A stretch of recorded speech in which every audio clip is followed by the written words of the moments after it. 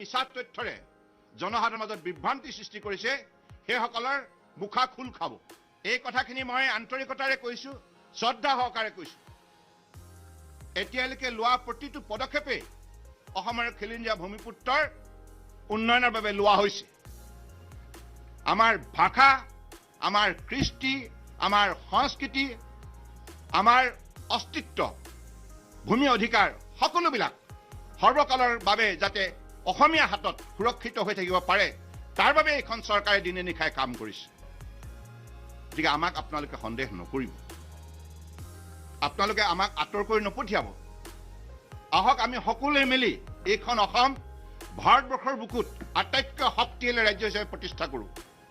শান্তি, সম্প্ৰীতি, ভাতৃত্ববোধ, বন্ধুত্ব গঢ় দিয়া দায়িত্ব আমাৰ সকলোৰে সমূহীয়াভাৱে আছে আৰু থাকিব।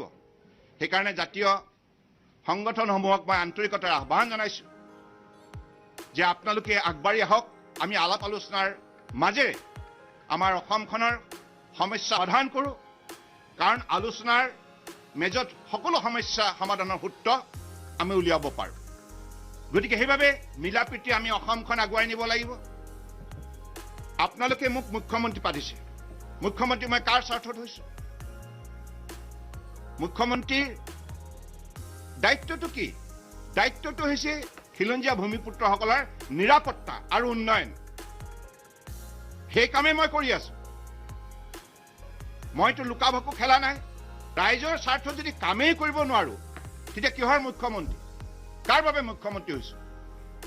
খিলঞ্জীয়া ভূমিপুত্ৰসকলৰ বাবে মুখ্যমন্ত্ৰী হৈছো। গতিকে অসমীয়া সমাজখনে যিখিনি মৰম, স্নেহ, আশীৰ্বাদ মোক দিছে এই কথা মই পাহৰি নাযাওঁ। আপোনালোকে মৰম স্নেহৰ মাজেৰে মোক তুলি তালি ডাঙৰ দীঘল কৰিছে আৰু এইখন আসনত বহাইছে। সেই কথা মই মৰ্মেৰে উপলব্ধি কৰোঁ। মই পাহৰি যাব নোৱাৰো। পাহৰি গ'লে মোক পাপে চুব। কমলীয়া ছাত্ৰসকলক উচতি নিদি হিংসাত্মক কাৰ্যকলাপত জড়িত কৰাইছে, সেইবিলাকেই মূল অপৰাধী। সেইবিলাক কেতিয়াও অসমৰ শুভাকাংক্ষী হ'ব নোৱাৰে। সেইসকলে অসমখনক ধ্বংস হোৱাটো বিচাৰে। অসমক উজ্জ্বলতাৰ দিশলৈ আগুৱাই নিয়াৰ তেখেতসকলৰ কোনো এজেণ্ডা নাই। এজেণ্ডা এটাই, যাতে তেখেতসকলে ক্ষমতা দখল কৰি এইখন অসমত বিভিন্ন জাতি জনগোষ্ঠীৰ মাজত বিভেদ সৃষ্টি কৰি এইখন অসমৰ মাজত অশান্তি পৰিৱেশ সৃষ্টি কৰি অসমখন ক্ষতি কৰা। মাননীয় গৃহমন্ত্ৰী অমিত শ্বাহ ডাঙৰীয়াও উভয় সদনতে ৬ নং দফা কাৰ্যকৰী ৰূপ দি অসমীয়া ৰাইজক সাংবিধানিক ৰক্ষা কৱচ দিয়াৰ ক্ষেত্ৰত বলিষ্ঠ পদক্ষেপ লোৱাৰ কথা ঘোষণা কৰিছে।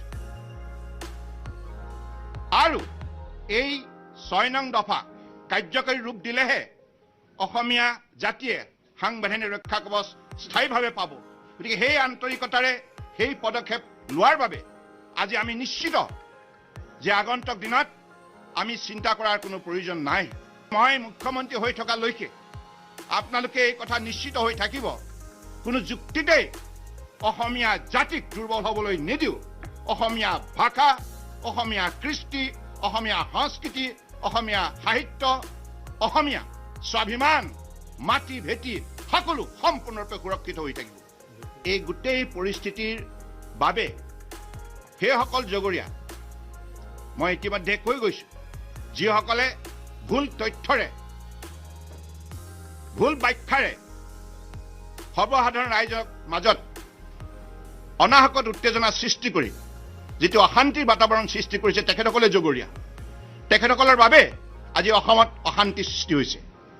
গতিকে মই ভাবোঁ আমাৰ সকলোৰে এইটো দায়িত্ব আৰু কৰ্তব্য আছে যে শান্তিপ্ৰিয় জনতাক নিৰাপত্তা প্ৰদানৰ বাবে, তেখেতসকলৰ জীৱন সম্পত্তি নিৰাপত্তা প্ৰদানৰ বাবে আমি সেই অশুভ শক্তিৰ বিৰুদ্ধে বলিষ্ঠ পদক্ষেপ ল'বই লাগিব।